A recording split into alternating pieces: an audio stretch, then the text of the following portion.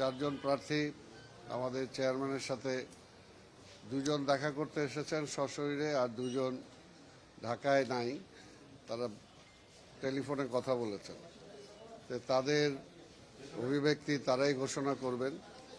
আমি প্রথমেই আমাদের ইসের পক্ষ থেকে বিএনএফের চেয়ারম্যান প্রেসিডেন্ট জনাব এস.এম. আবুল কালাম আজাদ, উনি কিছু বলবেন।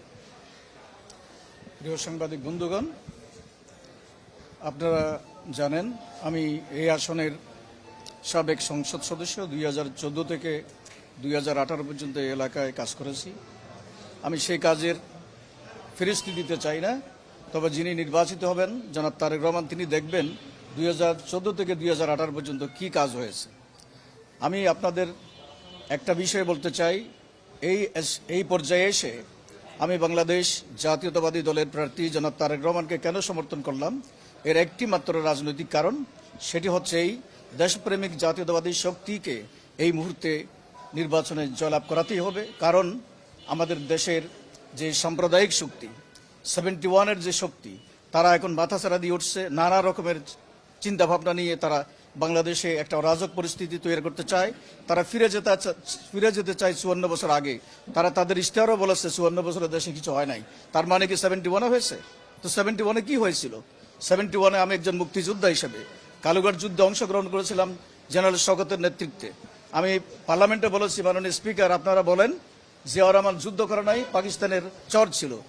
আমি প্রশ্ন করেছিলাম জিয়াউর রহমানকে বীরোত্তম উপাধি কে দিয়েছে? মৌলানা ভাসানী দিয়েছে? না। বিএনপি দিয়েছে? না। বঙ্গবন্ধু মুজিব দিয়েছিলেন। আপনারা কেন তাকে পাকিস্তানের চর বলেন? আমি 3 বীরোত্তমের সাথে যুদ্ধ করেছি, জেনারেল শওকত, জেনারেল জিয়া এবং আমার সামনে মাননীয় সংসদ সদস্য মেজর রফিকুল ইসলাম বীরোত্তম। পার্লামেন্টে এই বক্তব্য আমি রেখেছিলাম। আজকে আমি বলি, দেশে এখন সেই অবস্থা চলে আসছে, আমরা যেন 71-এর আগে ফেরত না যাই। আমরা ফেরত যেতে চাই না। আমাদের ভুল ত্রুটি আছে, আমাদের সংশোধন করেই আমাদের দেশ মাতা বাংলাদেশকে আমাদের বাঁচাতে হবে। বাংলাদেশের স্বাধীনতা সার্বভৌমত্ব সুরক্ষিত করতে হবে। আমরা তারেক রহমান সাহেব একটা স্লোগান দেন, পিন্ডি নয়, ঢাকা নয়, এদেশ আমার দিল্লি নয়, এদেশ আমার বাংলাদেশ। আমি বলি, অমুকপন্থী তমুকপন্থী বাদ দিয়ে আমাদেরকে বাংলাদেশপন্থী হতে হবে। আসুন আমরা বাংলাদেশি জাতীয়তাবাদ, দেশের গণতন্ত্র এবং সাংবিধানিক শাসনকে অব্যাহত রাখার জন্য দেশপ্রেমিক জাতীয়তাবাদী গণতান্ত্রিক শক্তিকে ঐক্যবদ্ধ করি।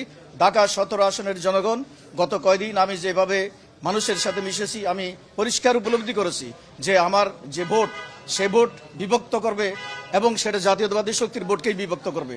এই আশঙ্কা থেকেই এবং আমার দেশপ্রেমিক জাতীয়তাবাদী চেতনা থেকেই আমি জনাব তারেক রহমানকে সমর্থন দিতে এসেছি। আমি ঢাকা 17 আসনের জনগণকে বলি, আপনারা আমাকে যারা সমর্থন করেছেন, আমি বিভিন্ন মসজিদে গিয়েছি, মাদ্রাসায় গিয়েছি, জনপদে গিয়েছি, তারা আমাকে সমর্থন দিয়েছেন। কিছু কিছু মিডিয়া এইসব প্রচারও করেছেন, তাদেরও ধন্যবাদ।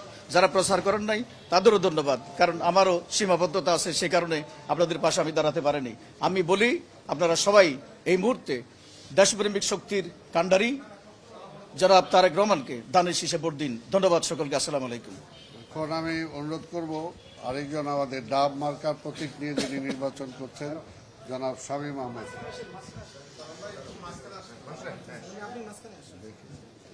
ঠিক আছে।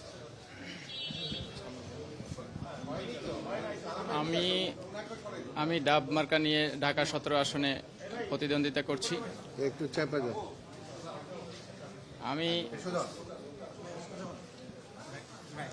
আমি আজকে একটি স্লোগানকে সমর্থন করতে আসছি।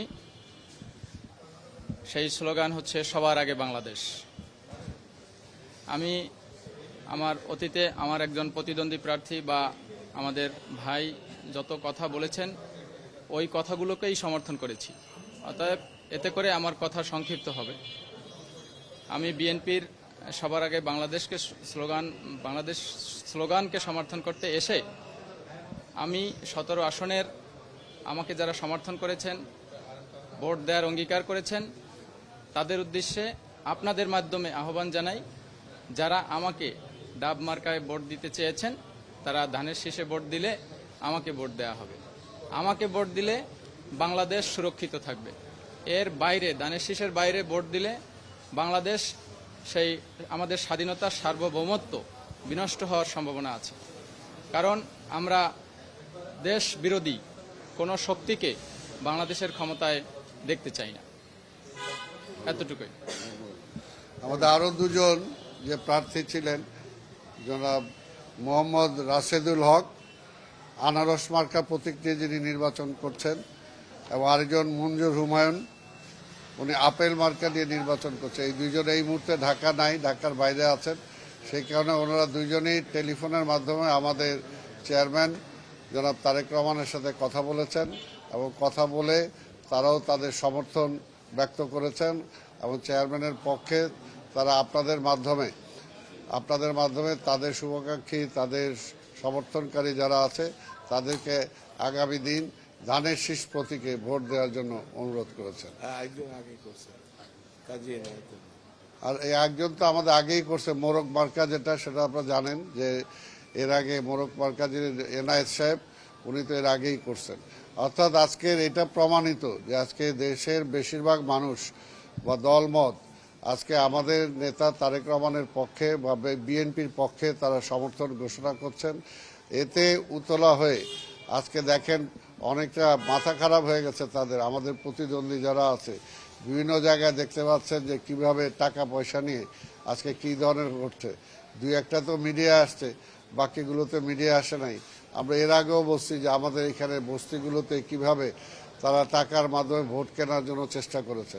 অর্থাৎ তাদের জনসমর্থন না থাকার কারণে তারা এখন অবৈধ পন্থা অবলম্বন করছে। কাজে নির্বাচন কমিশন এবং পুলিশকে বলবো এই সমস্ত বিষয়ে খেয়াল রাখতে, এবং নির্বাচন কমিশনকে বিশেষ করে বলবো যে কোনো অবস্থাতেই যাতে ভোট যেটা হবে সেটা যাতে, আমরা চাই সুষ্ঠু একটা ভোট হবে, নিরপেক্ষ ভোট যাতে মানুষ দিতে পারে, সেটার জন্য যা যা দরকার নির্বাচন কমিশন সেই ব্যবস্থা গ্রহণ করবে। কোনোভাবেই যাতে কোথাও কোনো অবৈধ কোনো কাজ না ঘটে এবং তারা একটা বিশৃঙ্খলা যাতে সৃষ্টি করতে না পারে, সেটার জন্য আমরা জনগণকে আহ্বান জানাবো এবং নির্বাচন কমিশনকে আহ্বান জানাবো, এবং আমাদের শৃঙ্খলা বাহিনী যারা আছেন তাদেরকেও আহ্বান জানাবো। ধন্যবাদ।